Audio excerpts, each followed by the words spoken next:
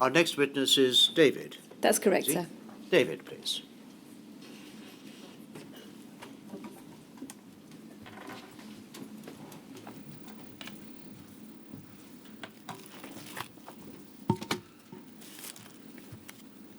Please state your full name. My name is David Robert Gavin Rankin. Could you take the book in your raised hand and repeat after me? I swear by Almighty God. I swear by Almighty God. That the evidence I shall give. That the evidence I shall give. Shall be the truth. Shall be the truth. The whole truth. The whole truth. And nothing but the truth. And nothing but the truth.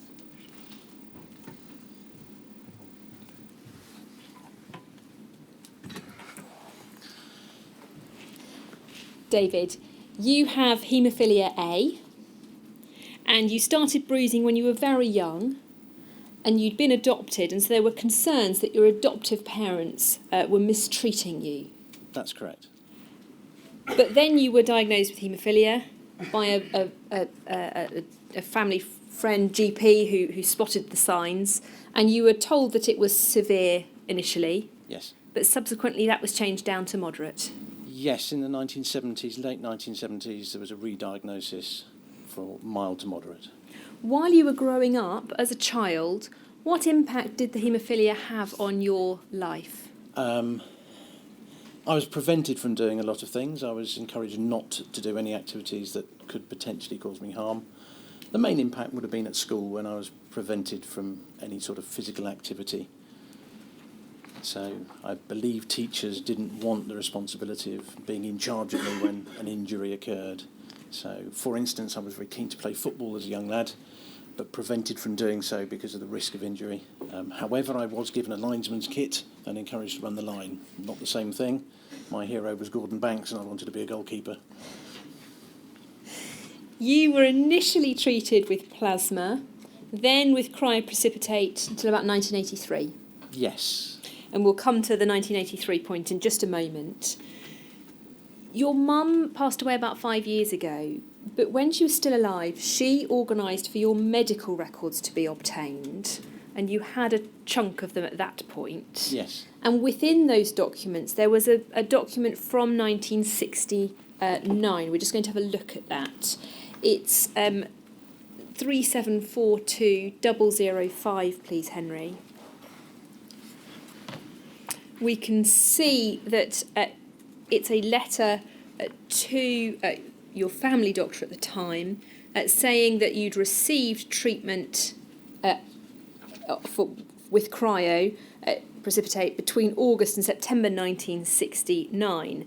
And it indicates that this centre is taking part in a survey arranged by the MRC Cryoprecipitate Working Party in order to discover whether transfusion jaundice occurs in patients suffering from haemophilia or Christmas disease who've been treated with blood, plasma or plasma concentrates.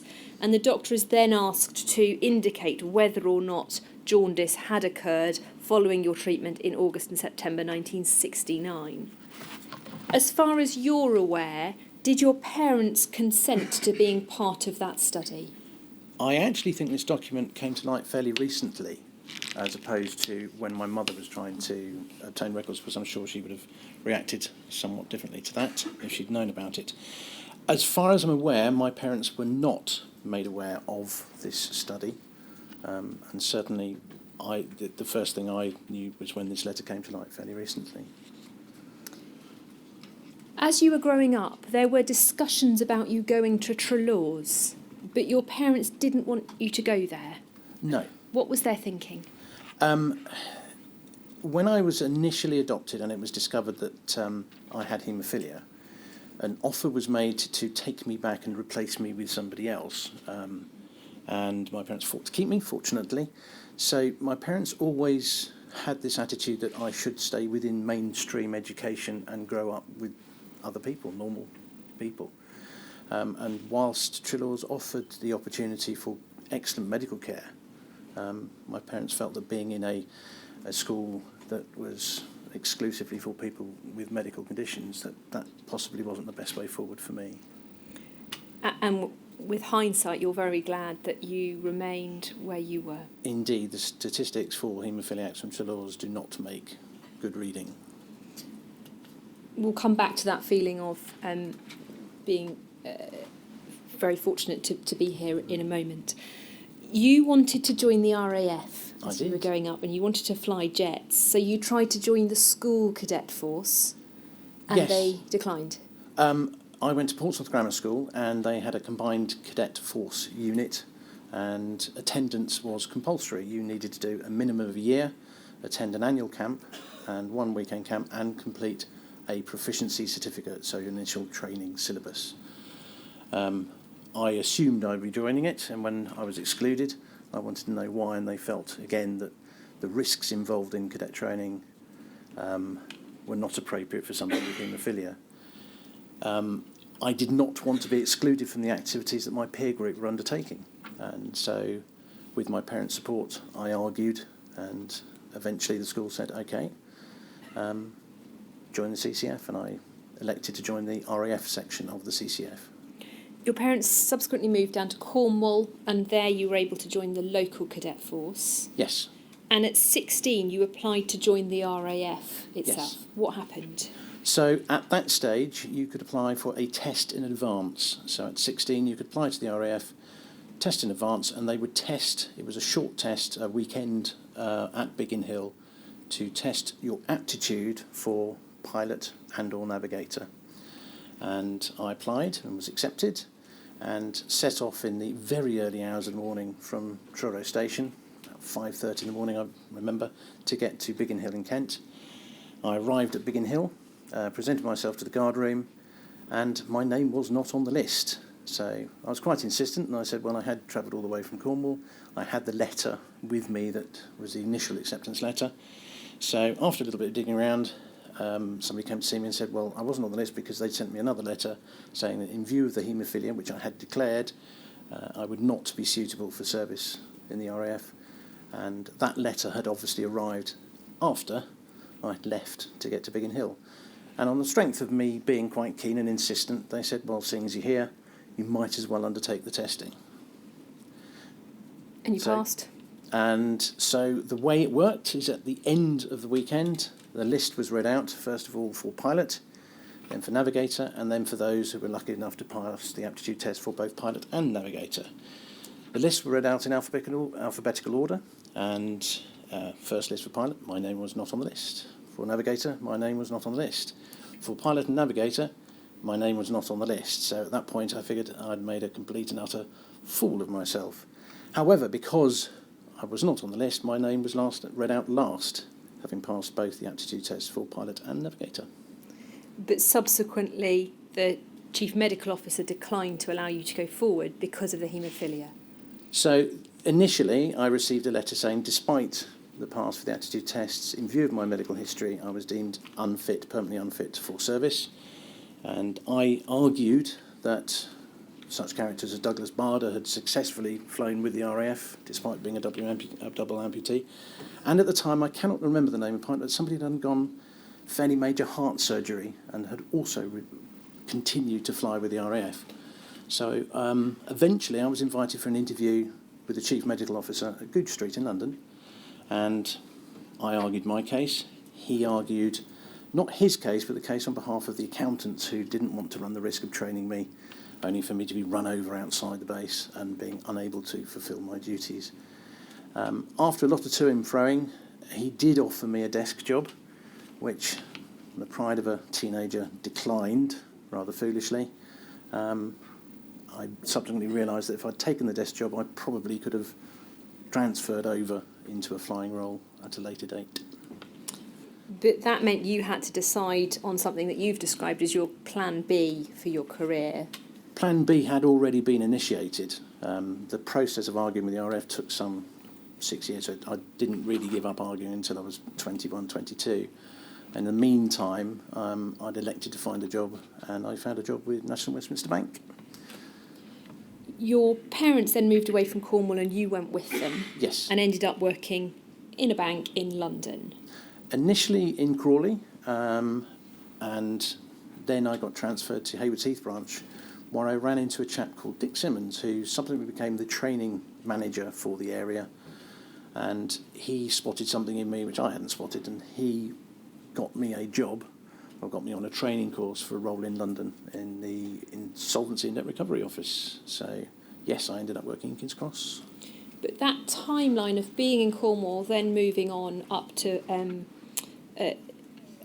eventually to London, helps you pinpoint the date on which you received factor 8. Yes. And that you believe infected you with hepatitis C. I've been very fortunate in Cornwall. So from tail end of 1979 onwards, I hadn't received any treatment at all.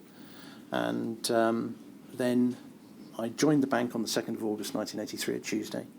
The following Monday, I was playing rounders with the local Redacted club on the beach near Trevose Head in Cornwall. And I was second into bat. And the person in front of me, rather than throwing the bat on the floor, threw the bat over his shoulder. I hadn't anticipated that, and it hit me in the face, cracking my nose, my cheek, and blacking my eye. So I ended up at Trelisk Hospital in Cornwall, just outside Truro, with a half-opened packet of frozen peas clutched to my face, hoping they'd have a look at it and sort it out for me. And that was August 1983. It was August 1983. At that point when you went in, you received factor 8 products. Yes. And you believe that they weren't necessary on that occasion. Can you tell us why you think that? The swelling was no longer increasing. The bat had walloped me. I hadn't lost consciousness. It had broken the joint between the cartilage and the bone, but it wasn't, to my mind, a severe injury. Yes, I'm looking back at it today, it was a head injury of sorts. But as I say, I wasn't suffering from any nausea. The bleed seemed to be under control. It seemed to be sorting itself out. And I would have preferred to have waited 24, 48 hours. My usual MO for bleeds was I would clot, and either it would hold or it wouldn't hold. And so subsequent to this, I'd often leave things for 24 hours before doing anything about it.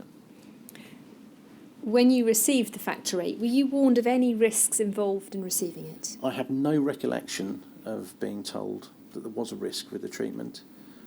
And I have had this conversation subsequently with my parents, and neither of them remember it being mentioned at the time. Because although I was over 18, my mother was accompanying me, because obviously I wasn't fit to drive myself to the hospital, so she had driven me. And you've tried to obtain your medical records from Trelisk Hospital, but you were told they've been destroyed. My mother did that on my behalf. So when I started to become ill in the mid-1990s, I deteriorated slowly, but mentally a little bit quicker than physically. And my mother took it upon herself, as was in her character, to try to find my medical records to pinpoint when this infection must have happened. And she was told by Trelisk Hospital that my records were no longer available and that they had been destroyed. She did inquire whether they had any records of the treatment that they'd used and what they'd had and what they'd done with it, and they said no, they didn't have those records either. Subsequently, there is an entry in your UK HCDO record Yes. of the treatment. Yes. Did you ever receive factor 8 again after that incident, as far as you know? I think possibly I did. I'm not certain. The next time I can recall receiving treatment will have been when I'd moved back to the southeast and was registered with St Thomas's. And the first time I can recall requiring treatment, expecting to get factor 8, I was offered either DDAVP or tranexamic acid, which surprised me until I was told that they thought they had some issues with factor 8. So you'd gone in expecting factor 8 at that Yes. point. You Yeah. were offered something different. And what exactly did you say and what did they say? I was suffering from nosebleeds and I was expecting to be treated with factor 8, and St Thomas's said no, we'd rather go down the route of trying these alternatives. And in the end, for that injury, my nose was cauterised. Did they say specifically what they were concerned about in the factor 8? I cannot recall that. All I know is that my recollection is that there was an issue with it. In 1990, you were working in London and went for a routine checkup at the Haemophilia Centre. Yes. And you received a phone call a few days later.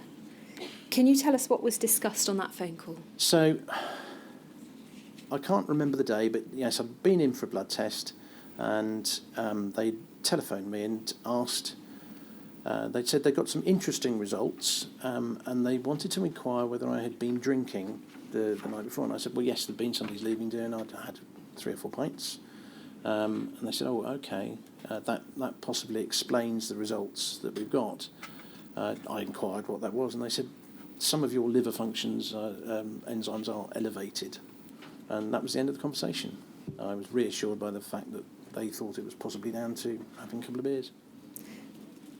From then until your diagnosis, was there any follow-up of those blood tests that you're aware of? Not that I recollect at the time. I know from subsequent conversations that in addition to the blood test, they were also testing for at least HIV, and I think subsequently they did mention they were looking for non-Hep A, non-Hep B as well. But as far as you're concerned, at the time, between 1990 until you were diagnosed, there weren't regular checks of your liver function tests that you knew about? No, not that I knew about. You then moved north because you received a promotion. Yes. And in 1992, you started to struggle at work. What was happening? Unfortunately, I've not been able to obtain my sickness record card, but I can visualise it, and the entries were regular for flu-like symptoms. So I would ring up and say, look, I'm sorry, I'm unwell, and it's flu. And these flu occurrences were happening more and more regularly. And I didn't think an awful lot about it, but some of my colleagues sort of said, you don't seem yourself, you don't seem to have the same amount of energy, the same vitality, and so it wasn't a huge surprise when the diagnosis was eventually given that I had hepatitis C. With your move north, your treatment transferred to Birmingham. Yes. And you were asked to have blood tests. Yes. What happened after that? So I received a phone call saying that they'd like me to come in as a result of the blood test. So I attended the hospital. I wasn't able to see the person in charge, Jonathan Wild. A junior doctor spoke to me in a corridor and delivered the death sentence that I had hepatitis C. He went on to say that he felt it was as a result of my lifestyle choices, and that was pretty much the tail end of the conversation. I was left to drive myself back from Birmingham to... And that news was delivered in the corridor? In a corridor. With other patients around? And people walking past, yes. After you had driven home, you then subsequently met with Dr. Wild, Jonathan Wild, and what did he say to you? So he apologised for the way the news had been delivered. He was very sincere in his apology.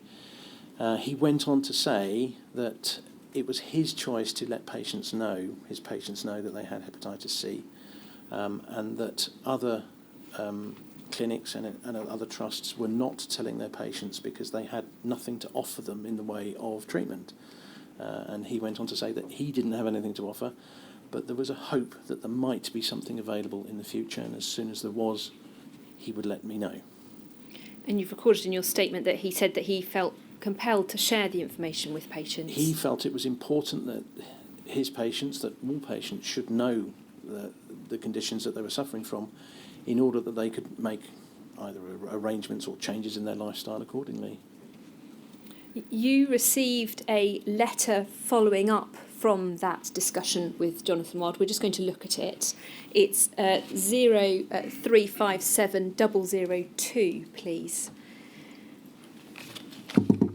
And we can see the letter in the middle saying we're currently reviewing all our patients who've received coagulation factor concentrates in the past to see whether they have evidence of chronic inflammation of the liver caused by the hepatitis C virus. It's well recognised that prior to heat treatment of concentrates, hepatitis C virus was very readily transmitted in factor concentrates. In some individuals, the virus settles in the liver and causes chronic inflammation. It's recently been shown that the drug interferon can eradicate the virus in some people. And then it goes on at the end to indicate we're setting up a joint clinic with the liver doctors so we can discuss hepatitis C infection with you further, and with your agreement take the opportunity to perform the new blood test to establish the situation for you. And the new blood test, is that referred to in the last sentence of the first paragraph? It is, apologies, sir, yes, exactly.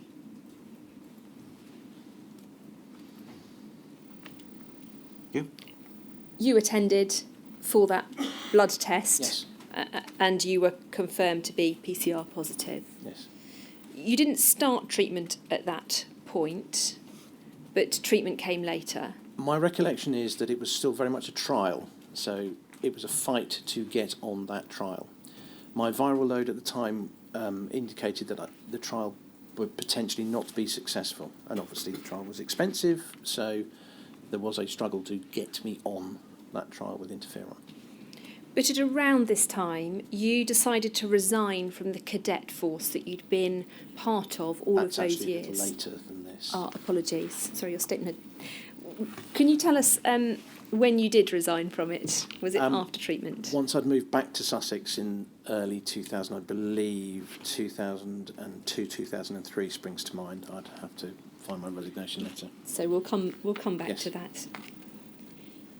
But in 1996, you became unwell and then did start treatment, and you went on interferon and ribavirin. Yes. What was that like? Not enjoyable at all. The ribavirin was supposed to attenuate some of the side effects of the interferon, not too successfully. The main side effects of interferon are mood swings, violent mood swings. You know it's going to happen, but there is absolutely nothing you can do about it. Additionally, night sweats, increased flu-like symptoms. It's not a nice process at all.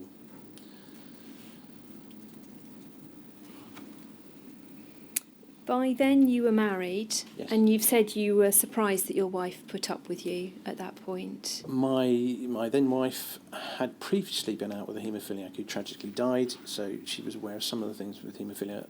We had the discussion before we were married. After my diagnosis, we had a further discussion, and at all stages up to the point we actually got married, I said to her, if you want to back out of this, I will understand entirely. And she chose not to. You've described in your statement that you were a very difficult person to live with during that time. I didn't like living with me, and I can't imagine that anybody else would have found it in any way an enjoyable experience. You continued to work during the treatment, Yes. but a senior manager at work tried to remove you.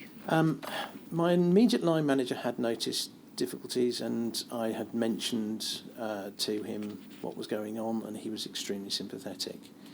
I was then approached by the clerk to this senior manager, and the clerk said that this senior manager wished to interview me. He then went on, we had worked together, this clerk and I, and he went on to say a warning more than anything else, that he felt that she intended to use the interview as a means of dismissing me, or start the process of dismissal.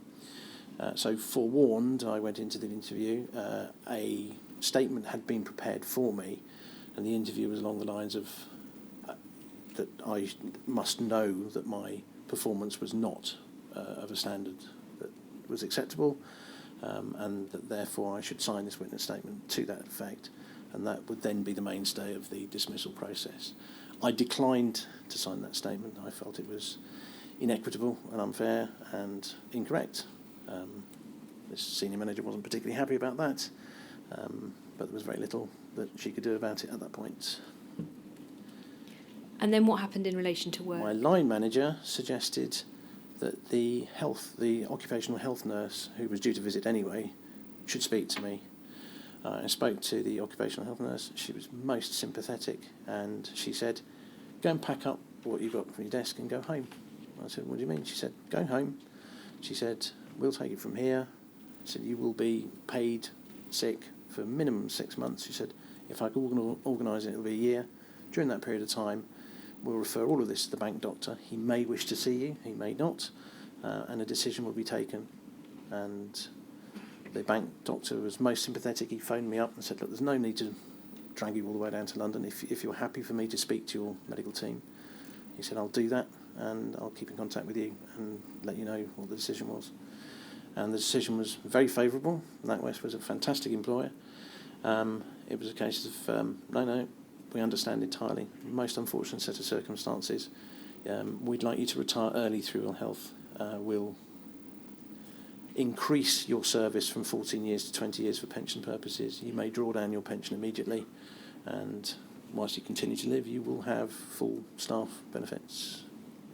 And I did take the precaution of showing this offer to the union, and the union said, it's the best offer we've ever seen. You should rip their arm off at the shoulder. So I was very, very grateful to both the bank's doctor and the senior management at West. In terms of that first round of treatment, it was unsuccessful. Yes. How were you told about that? Essentially, it was a phone call to say it'd been unsuccessful. They were taking me off the trial, so that was it. A little bit of hope disappeared. And what was your health like when you finished that treatment? I think anybody who's had hepatitis C, it is described as flu-like symptoms. Severe malaise. You don't want to do anything. You'd much rather stay in bed. You can have brief bursts of activity, but it's a general deterioration in both physical health and consequently mental health. I certainly became extremely lethargic, tendency to become melancholy or depressed, and uncommunicative.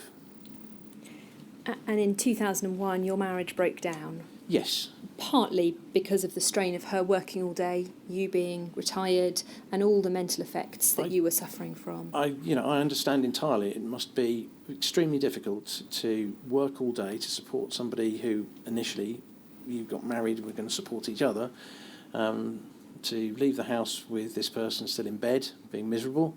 I come home, perhaps to find them in the armchair, sat in front of the TV, having done nothing all day in the way of housework, contributing to the household. So I was offering absolutely nothing, and yeah, it took its toll. And I do not blame her, and hopefully she doesn't blame me too much either. One sadness from that time is the fact that you'd never had children. The period of time this happened was absolutely the sweet spot for most couples to start a family, and that didn't happen for us, which is possibly fortunate. The difficulties with being ill, and also the awareness that I might not be around to father any children for very long was very much in the forefront of both of our minds. And you've described that between 2003 and 2005 you became very insular. Yes. Do you want to tell us anything else about that period in your life?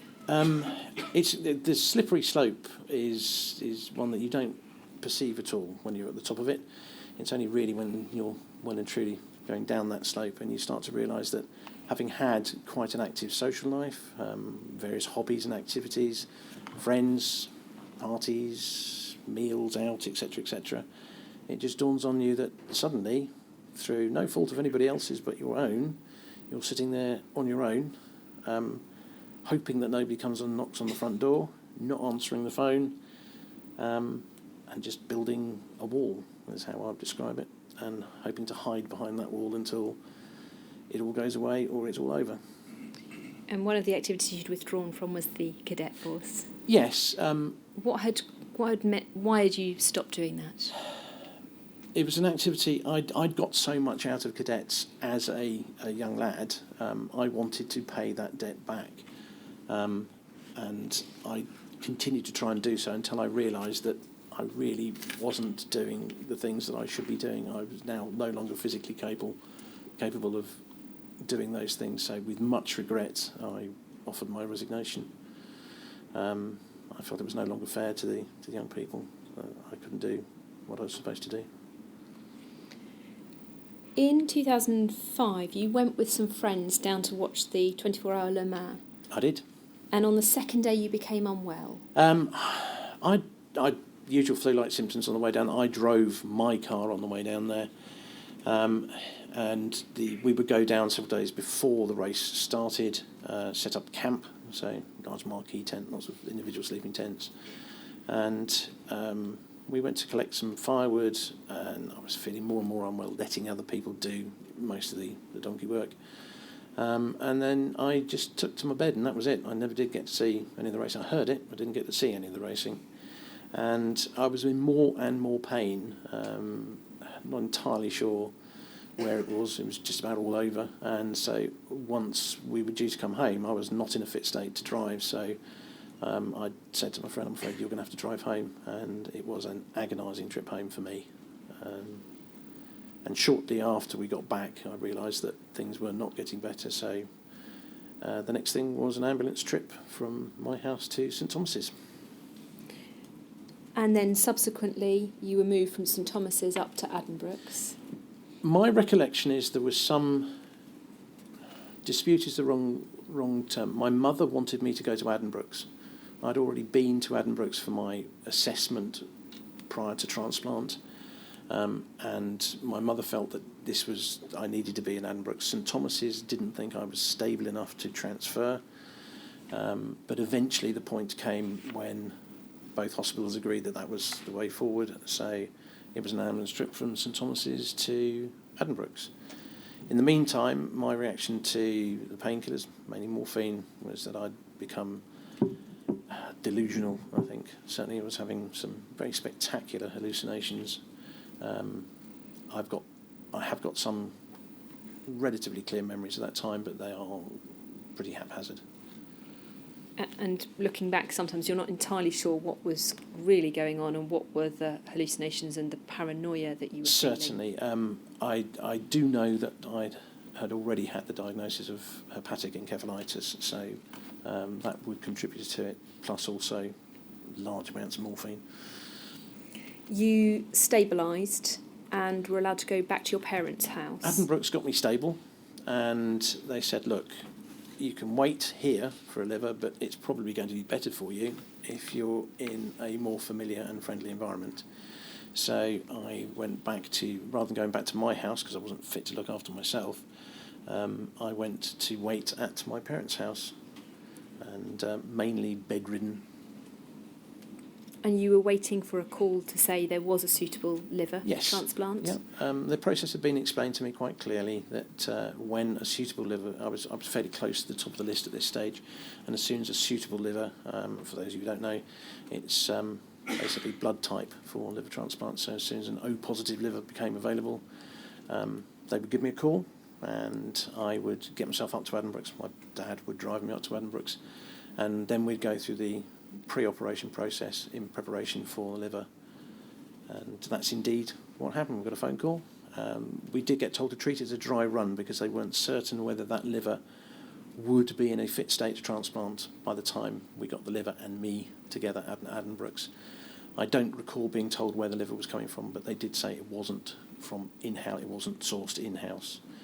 I got to the hospital and they said, look, time-wise, it's still within the time frame, so we're going to go for it with your consent.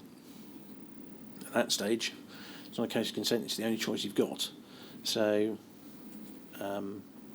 prepared for the operation, told to get a little bit of sleep while they did work, went down, pre-meds, lights out, and the next thing I knew I was coming around in the recovery room.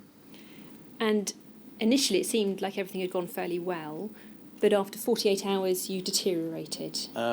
Initial sense of absolute euphoria. I'm alive. All is good. And that was pretty much mindset. I was very weak. It's a huge operation. 2 surgeons having their hands inside you. One doing the removal, one putting the other one back in. And I wasn't really aware of anything other than the faces of the medical team were looking more sombre than I would expect, and eventually it was explained to me that although the liver had gone in nice and pink and healthy, it hadn't started to do its job. So blood supply was still good, it wasn't dead, it wasn't being rejected, it just was not working. And consequently the only course of action was another liver transplant, and that they hoped that another suitable liver would be available in time. And there was one particular Saturday afternoon when it was very solemn. So initially I was quite well, but I started to deteriorate, and I ended up on the high dependency unit at Addenbrooke's, and in an awful lot of pain. I was not healing, so as fast as they were trying to get units of blood in me, it was leaking out from all over the place basically. And I'd been in and out of consciousness, and it was a Saturday afternoon, and I remember sort of coming to and seeing a lot of familiar faces. But the one thing that struck me was, in amongst those familiar faces was the hospital padre, and none of those faces looked particularly cheerful. Slipped into unconsciousness, and on the Sunday morning, I remember sort of coming to and croaking at the nursing staff, and they all looked very surprised to see me. No breakfast had been ordered for me, and subsequently the medical team did say they had not expected me to make that Sunday. You had a second transplant. Indeed. At the beginning of December 2005. What can you tell us about that? I was incredibly weak by that stage. It was very touch and go as whether it was a waste of everybody's time, but we did go ahead with it. And that liver had actually been sourced in-house, so Addenbrooke's were very confident that it would be, it would be down to me physically whether I could cope with it or not. We went for it, and here I am. So I came to after the second operation. Actually, in truth, I came to during that operation. I was in such a weakened state that the anaesthetist had tried to use the minimum amount of anaesthesia, and unfortunately I had slipped back into consciousness during the operation. It had been noted. I was subsequently asked whether I was aware of it. Yes, I was aware of it. And that continues to give you nightmares? I had some very, very bad nightmares at the time, and yes, it's still somewhere that... unfortunately, your mind takes you back to these places when you least expect it, and certainly you don't want it. You were very weak after the second transplant. When I went into hospital, first of all, I weighed about 22, 23 stone. When I finally left hospital in February 2006, I weighed just over 11 stone. Physically, I got to the point where I could do nothing for myself whatsoever. To pick up a plastic cup half full of water was almost all I could manage. So it really did take its toll on me. I had become institutionalised. I was not getting any better. I was not getting any worse. And although I did not fulfil the criteria to leave hospital, it was felt that the only way I would make any form of recovery would be back in, again, a familiar environment, and not staring at the same walls in the ward that I had been for several months. You say in your statement you'd become a difficult and uncooperative patient. Yes. I've had counselling for this. I still haven't quite forgiven myself for it. I'd had plenty of spells in hospital and had remained cheerful and cooperative. On this occasion, I wasn't able to do so, and I recognise that my behaviour was certainly not what I would hope for myself, although obviously the nursing staff were very understanding, and when I subsequently went back to apologise, they said there was absolutely no need, but it's still something which does not sit well with me. And you've said in your statement, logically, you understand that anyone else in the position would have been exactly the same. I would forgive anybody else, but I struggled to forgive myself. You were discharged back to your parents' house, and you say that the initial delight of being discharged soon faded. I hadn't smelt fresh air since the middle of October till the middle of February. So I remember being wheeled out, because I wasn't capable of walking. I remember being wheeled out into the ambulance, and that just brief smell of fresh air was quite euphoric again. They got me home to my parents' house, lifted me in, and a combination of things. So obviously my parents had other things to do, so I didn't have the nursing staff at beck and call as I had done before, and it was a long and painful process to get back to a state where I could look after myself. It took 3 months before you could walk again. Yes. And it took until August 2006 when you managed to find your car keys. Correct. And drive. And it took Yes. about a year before you could function independently. Certainly, my mother would... she really didn't want me to go and live on my own again, but it was important for me to do that. But I would have regular visits, and she'd come round with food and with housekeeping materials. So, yeah, although I was living on my own, it was certainly not unaided. While you were in hospital, you'd been given a lot of opiates, and you'd Yes. continued to use fentanyl after your discharge. Lovely stuff. Yes, I had been given lozenges, fentanyl lozenges, and a bit like some of the candy you would have had as a kid, sort of a lollipop stick with a little blob of material on the end, quite sweet tasting, and you get a very good initial hit from these things. They come in various strengths, and at one stage I was on the strongest ones. By all accounts from other people, I've become very talkative, having got the initial hit. And it is phenomenally addictive, but I was not told that at the time. I did notice that my use of these lozenges, I was in pain, I did need to use the lozenges, but my usage accelerated, which obviously, with the benefit of hindsight, is a clear indication that not only was my body becoming tolerant of it, but it was starting to want and crave the drug. It got to the point where I realised I had a problem with them. I had the phrase I used to choose to use was I had become dependent upon them, but in reality that's an addiction. I was addicted to them. I'd decided not to keep them in the house because I would just consume them, so I kept them at my parents' house, which is some 6 miles away from mine, but I had a key, so I would sneak over there in the small hours of the morning, so 2:30, 3 o'clock, I'd drive over there, help myself to, they come in a strip of 4, and sneak off back home, and I'd probably demolished 2 of them on the journey on the way home. So my consumption was rapidly accelerating. It came to the point where I decided it was an issue, and so I would stop using them. I can't remember how many I was using at the time, but in my wisdom, I decided to go cold turkey. A friend of mine had asked if I'd help him collect a vehicle he'd purchased, an old ex-army fire engine from, there's a place called Withams near Grantham on the A1. So I accompanied him, and on the way back, I was driving said fire engine.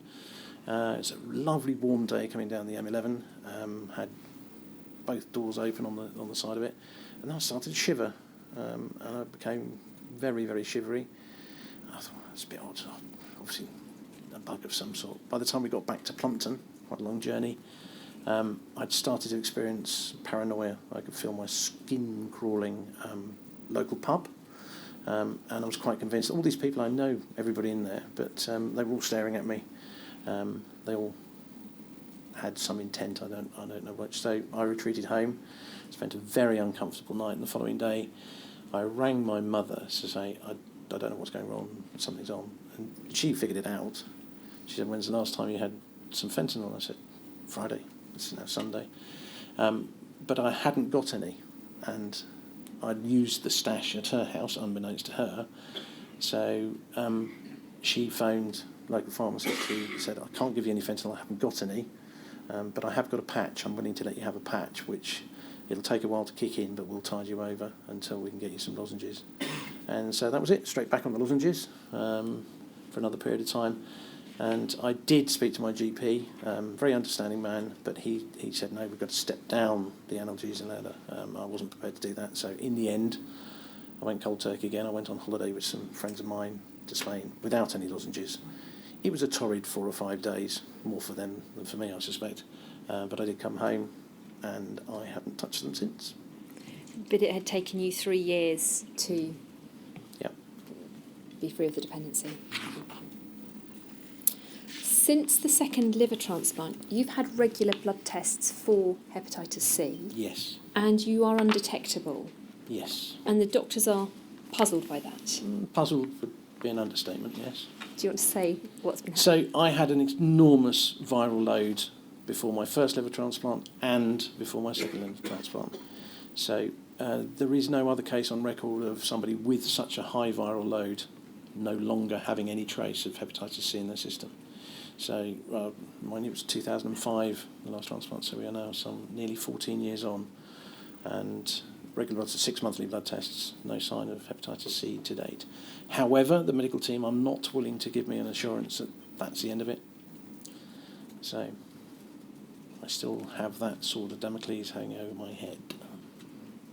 And you've said in your statement that although doctors are keen for you to live as long as possible, they're also keen to make lifestyle choices for you. What do you mean by that? So we have had some discussions. I have always been overweight, fat, and so I stopped attending my annual checkup a couple of years ago simply because I was fed up of driving 80 miles to be told you're still overweight, you need to lose weight.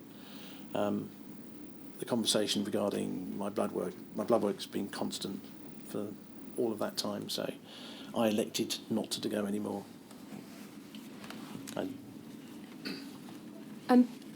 Part of that was the discussion around weight, but you've also said in your statement that you struggle to trust doctors. I am far more cynical, sceptical, call it what you will, now than I used to be. So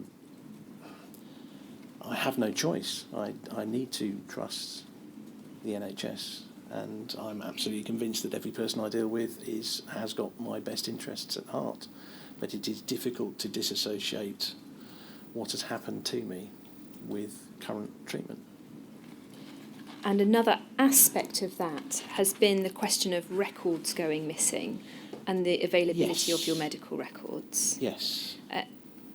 As we spoke about earlier, before your mum passed away, she had tried to look for records, and she'd applied to the UKHCDO at that point. I didn't know this, but yes, she had.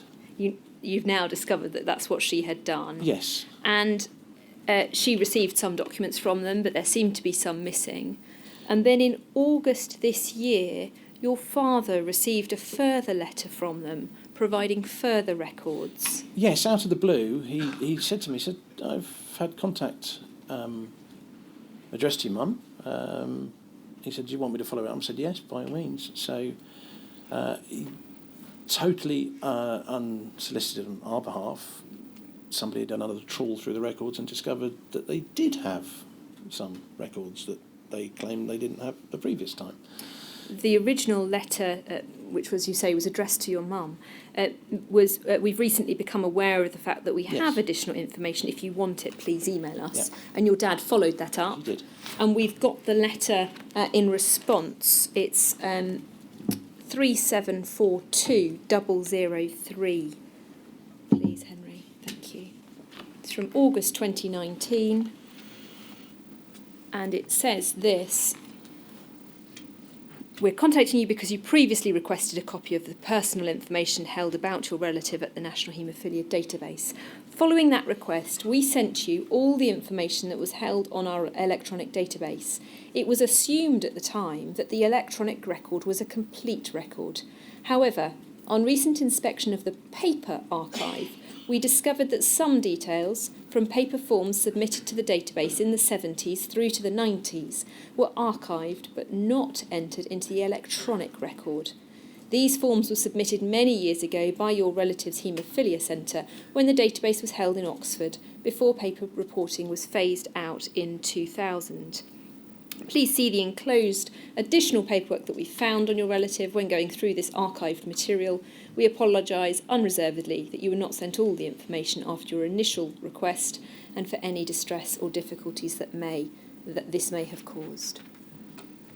And with that letter, you were provided with some further documentation. You've also said in your statement that you're now a very different person to who you were in the early 1990s. Yes. Can you tell us a little of how you feel you've changed? I suppose the initial thing I should say is that undoubtedly we all age and change. However, I think I've changed more than you would expect. Notwithstanding the insults, both mental and physical. I was very gregarious. I was an active member of Round Table. I was involved in the Army Cadet Force. I was the chairman of the Sports and Social Club at work. Yes, my leisure time was full of activities involving other people. All of those things have been taken away from me. So I have rebuilt a life post-transplant, and the people I mix with now are very nice people, but it does strike me that an awful lot of the activities I undertake now are less social and less gregarious than they once were. I am a more melancholy person than I once was, and certainly more cynical, less trusting. Yes, less full of the hope that I might once have had. You're now engaged to Jan, Yes. and you've tried to live together with her and her son, but you've struggled to cope with that. Yes, we have touched upon my building the wall. Well, that happened again once I was back on my own, so 2006 onwards. And so when I first came out of hospital, my friends were very pleased to see me. Lots of social activities were encouraged. People would come and visit, but I obviously made it quite clear that's not what I wanted. So those visits became less and less. My going out became less and less, and I find that keeping my own company is what I don't think prefer is the right word, but that's my default method of operation. So I very much wanted to share my home and my life with both Jan and her son, but found I was incapable of tolerating them in my space. Your dad's also provided us with a statement, and he's spoken about the fear and the anxiety that he, and particularly your mum, had over you through the years and the effect on their mental health. Do you want to say anything particularly about your mum and the effect it had on her? So my attitude on this is I was adopted. They had the opportunity to give me back. They chose not to do so. When I started counselling, we touched upon this, and I was asked how I felt as an adopted child, and I felt cherished, and that hasn't changed. My parents, John and Pat, have given me every encouragement and every support, and this is going to become quite emotional. In some respects, that support and encouragement has been repaid by huge amounts of anxiety and fear. No parent should stand by a hospital bed watching their child essentially dying repeatedly. I have no idea the anguish that my mother went through during those months up at Addenbrooke's. She effectively moved in to a house up on Addenbrooke's while I was there, and nothing was too much effort for her. I would not be here without the efforts of both of my parents, but in particular my mother. And the only satisfaction, or the only glimmer of satisfaction, I suppose, is that she saw me come out of hospital and start to rebuild my life. Something which I'm sure on more than one occasion she didn't think was going to happen. You've mentioned that you've had counselling. Yes. You had to seek that privately. I did. I wouldn't have done so. It was at the insistence of a very good friend and my mother, who both said, look, we know you're going to be anti this, and I was, and they said, but go and give it a go. And so I was on benefits at the time, so it was at a reduced rate, but no, it did cost me. And it was a very useful process. I embarked upon it merely out of curiosity to see what the process was, but I did find it very useful. Had you ever been offered counselling by the NHS? No. We spoke earlier about your early retirement due to ill health, and you were then reliant on benefits. Yes. You applied for disability living allowance, and that was rejected initially. Yes. Obviously, my wife and I married. We were both working for the bank in separate. She was in branch banking, I was in head office department. And we embarked upon our married lives with the assumption that we would both be earning for a period of time, and we would look forward to a future together that should have been well remunerated. I was on a successful career path. So it came quite devastating, really, that suddenly there was I not earning any money, career over. And it was a struggle. The bank were very good, so I did draw down my pension early, but it was a lump sum had been commuted to settle the liabilities that any young person would have at that time. And yeah, we were struggling financially, and my mother took umbrage at this, as anybody who met her might imagine, and she had made inquiries as to whether there was any support available, because she saw that what had happened to both myself and other haemophiliacs was unjust. And I do recall that Frank Dobson and then Health Minister stood up in the Houses of Commons and said, well, if these people are suffering, that we have got a system available, and that's the benefit system. So they should apply for benefits. So that's what we did, and it was rejected out of hand without so much as a by your leave. And again, my mother waded in and wrote to my local MP, Nicholas Soames, and got a very nice letter from Nicholas Soames saying that he would look into the matter and wished me all the best.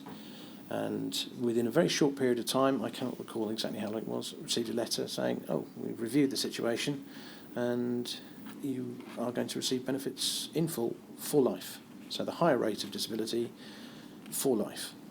We'll come to the for life point in just a moment, but in between you being rejected for the disability living allowance and it then being accepted, as you say, your mum had written to the MP. Yes. And you'd also received a letter back from your MP enclosing a letter from Frank Dobson. Yes.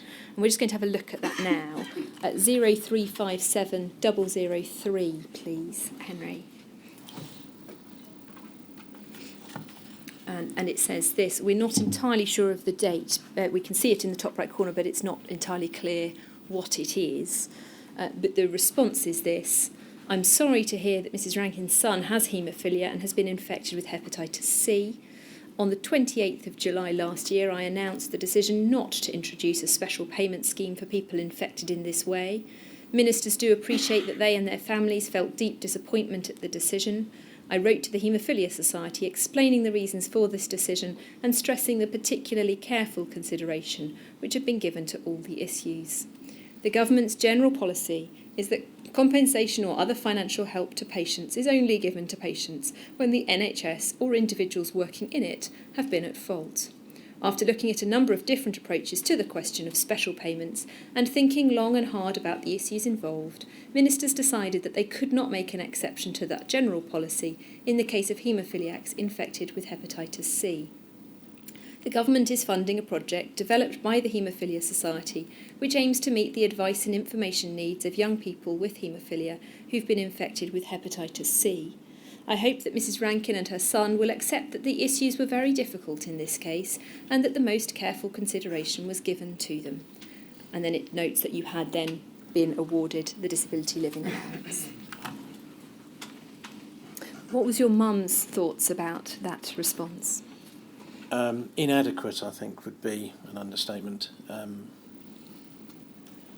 She wasn't satisfied that that was the right decision to be made. She was adamant that a mistake had been made, and furthermore that once that mistake had been realised, that the wrong approach had been taken and the wrong conclusions had been reached, and that some form of restitution was due. You said a moment ago that you were awarded the disability living allowance for life. Yes. What happened when the DLA changed to a PIP? When the decision was made to switch from DLA to PIP, I was invited to attend an assessment for PIP. And I decided that that's not what I wanted to do. I did not wish to go through the embarrassment and ignominy of jumping through yet more hoops for something which I didn't think was right in the first place. So I decided no, I was not going to do that. You've said you decided for your own self-esteem that you needed to do something. Yes. And what do you now do? I very fortunately, if I take a step back for a moment, the original prognosis post-transplant was that I could expect, hopefully, between 5 and 7 years of life, possibly as little as 3, depending on how virulently the virus returned. About 5 years ago, my clinical team said, look, there's still no sign of hepatitis C. So as things stand at the moment, we see no reason why you shouldn't see 75. So the prognosis changed greatly, and I thought, well, although I could sit on a sofa for the rest of my life watching daytime TV, that probably wouldn't be particularly healthy mentally. So I thought, well, I'd best find something to do. My skill set was far too out of date to return to banking, and not that I wanted to anyway. Bit of a poison chalice these days. So I thought, well, what can I do? And I'm afraid to say that my confidence was non-existent. I thought, well, what can I offer? And I did think, well, perhaps driving examiner. Nice civil service job with a pension at the end of it. Can't be too difficult. But that would have been a full-time job, which is something I wasn't capable of doing at the time. And I'd had a discussion with my next-door neighbour who runs a small driving school. And he'd said, well, why don't you think about coming and working with me and teaching driving instruction? I had been an instructor with the Army Cadet Force, so I had a skill set that was transferable there. And so, yes, I've ended up in what I like to call logistics, but yes, it's various aspects of the logistics industry, teaching people to drive, undertaking the delivery of drivers' CPC, forklift courses, etc., etc. So yes, I'm embarked upon a different industry, and I've found it most rewarding. It has rebuilt my confidence and given me something to do. And that work is flexible, convenient, nearby the house. Yes. Which makes it manageable. It makes it manageable. It means that I can dictate when I'm working, when I'm not working, and yeah, that's something that I find is necessary. And you've also received payments from the EIBSS, Yep. which helps as well. Yes, it does. Are we going to talk about finances? I was about to ask you, did you Yes. have anything else you wanted to say about them? When the last year that I worked in full for NatWest Bank, which was in 1996, 1997 was when I was retired through ill health, my income for that year gross was approximately £25,000. So that was 1996. The payments from the EIBS have only just caught up with what I was earning back in 1996. Within the bank, there was a tiering system, and I was A-tiered, which means that I was suitable to go on to senior management or even executive management. If I had stayed working for NatWest, albeit now it's Royal Bank of Scotland Group, assuming a natural progression through that career path, I probably would have retired as a senior manager by this age, mortgage-free and on a full salary pension. So the remuneration that I currently receive is considerably less than that I had anticipated as a result of my career path. Those are the questions I have for you. Is there anything else you would like to say? No, other than to thank the chair and all of your team. This was a process I was not certain that I wanted to be part of. Like many haemophiliacs of my age, we all remember the tombstone leaflet where suddenly it became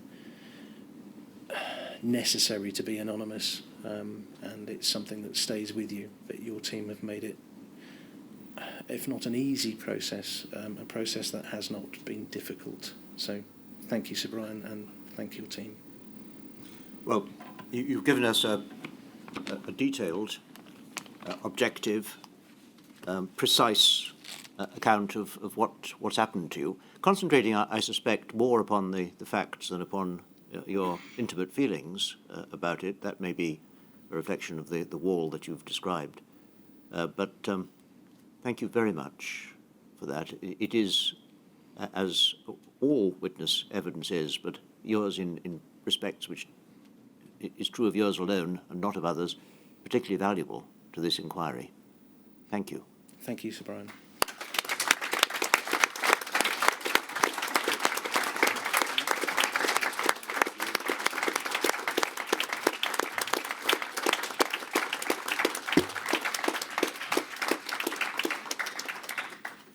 Well, we'll take a break until 10 to 3.